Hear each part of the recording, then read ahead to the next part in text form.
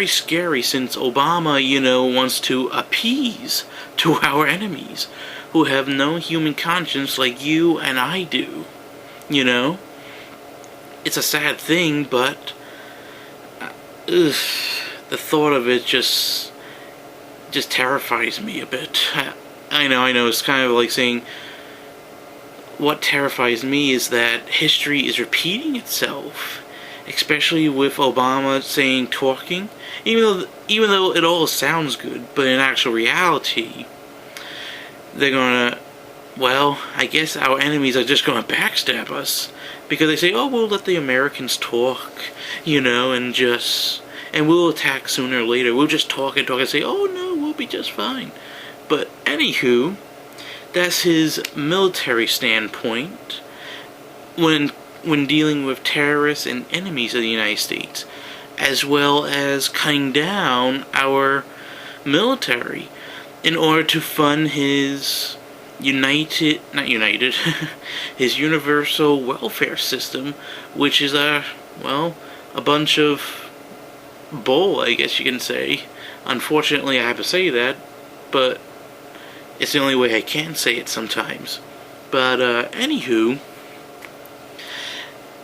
because by stealing from not just the poor, not just stealing from the I guess you could say the wealthy class. I mean, they don't make up 20 or even 10% of the country's wealth, for God's sake. I mean, why would you want to tax people who are making $250,000 a year, and they spend that money to hire people and give people jobs by saving and spending money on the market and their own business and whatnot?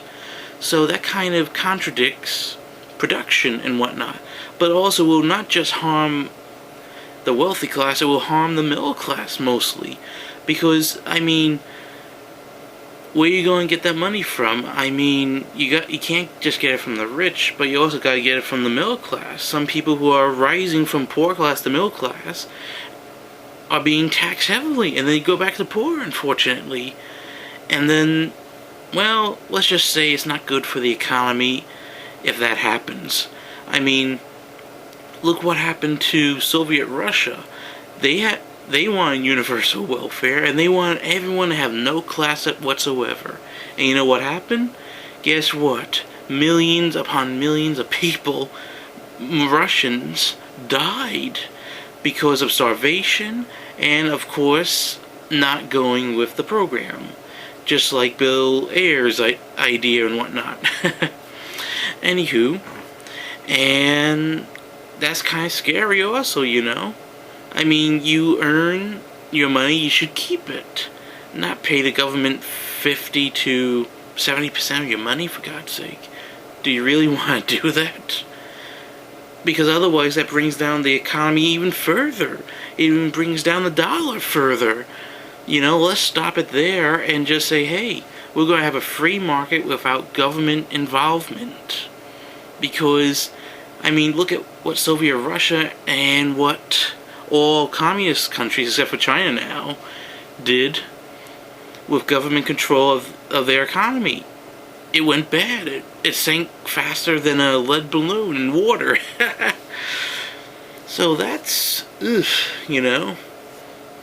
But, anywho, so that's for military universal welfare, and now my last part, I think, should be with gun control, because not only trying to, what's the word am I looking for? Sorry, I'm just trying to think here. Anywho, you know what Obama said and what his beliefs are on gun control? He said specifically that the problem that we've had is that the overwhelming majority of gun owners would amenable to reasonable gun control laws. That means you, the citizens, would have to have stricter gun controls. That means all the rifles you own, rifles, pistols, assault rifles, so on and so forth, are going to be taken away from you. Because you know why? They say you're a threat. But no, you're not a threat. I mean, good people like you out there are not a threat. We're all good people, and we should have the right to have guns. if anything, he should take. If anything, gun control should be only limited to those of criminals, because criminals are not going to care about gun control. They can get AK-47 off the black market without batting an eye. I mean, Obama's trying to restrict good people like us from protecting ourselves, our family, our friends, and other good people out there from criminals and, God forbid, foreign invaders. I mean, the whole purpose of the Second Amendment is to guarantee your personal protection against those kind of threats. And even if, God forbid again, should our government turn tyrannical, you need your guns to protect yourself from them, from their tyrannical ways and whatnot. And Obama and his gun control is, not really good for the United States. And it also destroys our tradition of owning guns and using them for protection, defense, and of course, hunting. So, let's see, we went over gun control, and one other thing I find also very interesting is that his association with Acorn, how he says, they're all good people, and only a specific chapter of Acorn is doing the voting frauds and whatnot. But he's been working with them in Chicago for many years. I mean, come on, dude.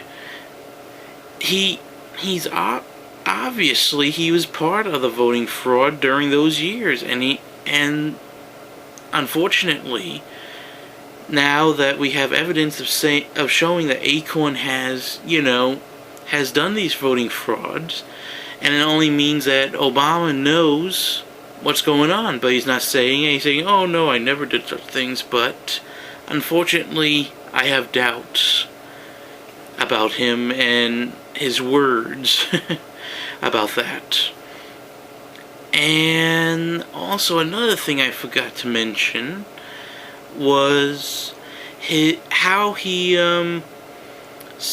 supposedly helps his family. In actuality, he did not help his half brother in Kenya. For God's sake, the guy's poor. He is only earning a few dollars a month. Oh, sorry folks again. Unfortunately, my memory card was full, so I had to I had to download it to my other hard drive. But anywho, for God's sake, Obama's half-brother only earns a couple of dollars a month, for God's sake. And Obama couldn't even use his influence or the money he has earned in his political career, even right now, to pay his, to give some money to his brother, half-brother I meant. He couldn't even give him $100 a month extra, or $1,000 a month even. I mean, come on. I thought family was family. And particularly how his aunt, who is an illegal immigrant, and is right now living in, I don't know, some shelter from what I've heard, and others, shelter of some form in Boston. No, not Boston, it was somewhere else, I think. But anywho, he couldn't even use his influence to get her a green card or even citizenship. He couldn't do that. I mean, for God's sakes, he's a politician, particularly a presidential candidate, and he could basically give that right to her if he wanted to, but he hasn't. I don't get it. Scratching my head. Anywho. And finally, his wife is, especially how she said about how she views the country, particularly how she quote, and I'll let you guys hear this one. For the first time in my adult lifetime, I'm really proud of my country. And not just because Barack has done well, but because I think people are hungry for change. Yeah. Well, in my opinion, you should always be proud of your country despite what president is in control of the country. Not in control, but, whoever's elected. That even if Obama is elected, tomorrow, or just say today since it's 2:25 a.m.